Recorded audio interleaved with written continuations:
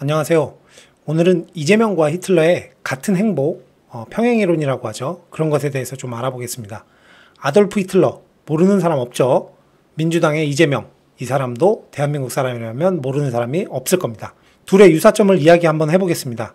히틀러는 선출된 총리였습니다. 당시 바이마르 공화국이죠. 독일에는 대통령도 있었습니다. 나치당이 소수정당이었지만 뛰어난 언변과 사람들을 사로잡는 매력적인 선동으로 나치당을 통해서 히틀러는 총리까지 되게 됩니다. 역설적으로 총리에 임명한 것은 당시 대통령이었던 힌덴부르크였습니다. 이재명은 선출된 의원입니다. 대선에서 낙선하고 송영길에게 방탄복을 빌려 입어 인천 계양에서 국회의원에 당선이 되었죠. 역설적으로 송영길은 방탄복을 내어주고 지금 감옥에 있습니다. 히틀러의 정부는 완전한 정치적 통제권을 얻기 위해서 새로 선출된 국가의회에서 전권위임법이라는 것을 표결에 붙였습니다. 이 법률의 공식 명칭은 국가와 민족의 고난을 극복하기 위한 법률이었으며 이름만 들어도 민주당에서 내세우는 법안들과 매우 유사합니다. 히틀러 정부가 4년 동안 국가의회의 동의 없이 법률을 마음껏 제정할 수 있는 권한을 주는 법이었죠. 이 법률은 히틀러에게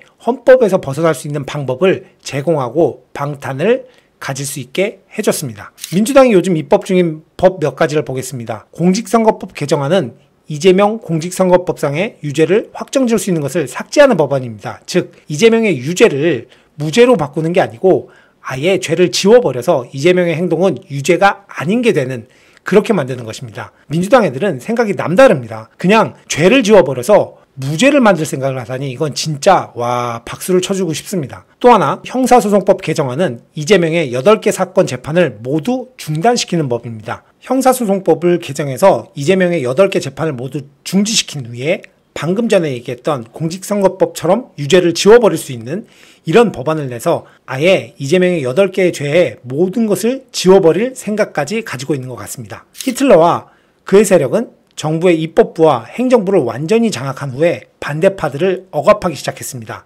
사회민주당은 불법화되고 자산은 압류되고 돌격대를 통해서 지도자들을 대부분 체포했습니다. 다른 정당들은 자체 해산하라는 위협을 했고 또 여기는 나치당의 명목상 파트너였던 국가인민당도 모두 해산 위협을 받고 해산되었습니다. 이재명과 민주당은 히틀러 정부처럼 사법부의 수장 조이대 대법원장에게 유죄 취지의 판결에 대한 보복성으로 특검법을 발의하고 나섰고 히틀러와 마찬가지로 입법부를 장악하고 아마 선거에서 행정부를 잡아서 집권을 하게 된다면 사법부도 무조건 발 아래 두려고 할 것입니다. 이를 뒷받침하는 것은 요즘 민주당이 밀어붙이고 있는 법원 조직법 개정안입니다. 이것은 대법관 현재 14인 체제를 100인 이상으로 만들어서 현재 14명을 제외한 86명 이상의 대법관들을 만들고 이 사람들을 모두 친 이재명 법조인으로 구성해서 대법원도 장악하려는 수작입니다. 혹자는 이런 것을 무슨 대법관들을 늘려서 대법원을 망치겠다라고 생각하는 사람들이 있겠지만 그런 의미가 아니고 그냥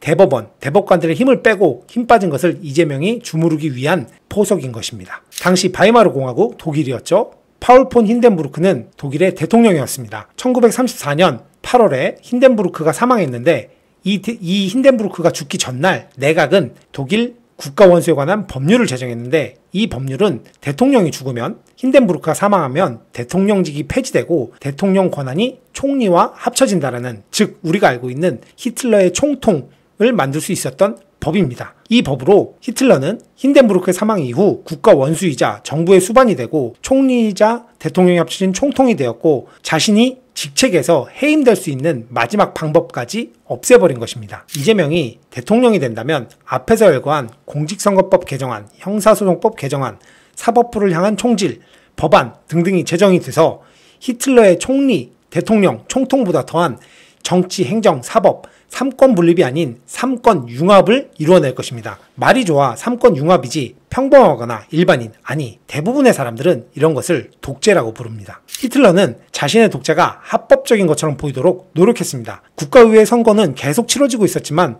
유권자들에게는 나치당 후보와 친나치 무소속 후보만이 제시되었고 나치당은 당연히 90%가 넘는 득표율을 얻었습니다. 민주당 전당대회에서 이재명이 거의 90%에 가까운 득표를 얻는 것은 마치 히틀러를 보는 것 같습니다. 나치당은 투표를 하지 않거나 반대표를 던진 사람들에게는 엄중한 보복으로 위협했습니다. 이재명에게 유죄 취지의 판결을 내리고 파기환송을 내린 사법부를 겁박하고 행정부의 수반을 비롯해 많은 이들을 탄핵하고 있으며 선관위의 부정부패에는 입을 다물고 있으며 강성 지지층들이 신고와 고발과 제보에만 목매고 이것을 마치 사실처럼 이야기하고 선동하는 것은 히틀러가 보여준 과거의 그것과 거의 똑같습니다. 대한민국의 최고 법원이자 마지막 보루인 대법원의 판결을 놓고도 본인들의 뜻과 맞지 않으면 불복하고 또한 그것을 없애버리려고 하는 이런 파렴치한 짓을 서슴없이 하는 것은 마치 히틀러의 전체주의로 가는 길목에서 우리가 과거에 보았던 것과 똑같습니다. 이재명이 하고 있는 것이 앞으로 다가올 대한민국을 어떻게 만들어갈 것인가를 이미 우리는 보고 있는 겁니다. 과연 이재명이 당선되면 누가 견제할 수 있습니까? 이 무릎에 답할 수 없다면 이재명을 당선시키면 안 됩니다. 우리나라가 독재 국가로 가지 않길 원한다면 절대 1번을 찍어서는 안 될 것입니다. 이상 보스타임즈였습니다. 감사합니다.